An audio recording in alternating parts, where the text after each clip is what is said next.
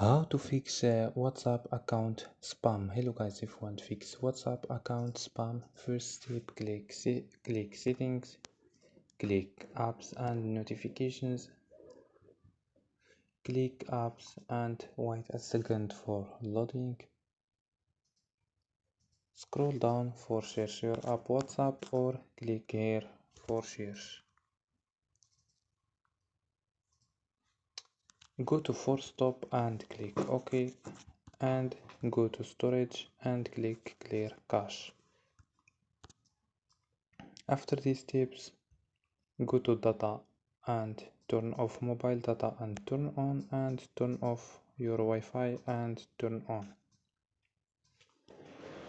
So don't forget like and subscribe. Bye.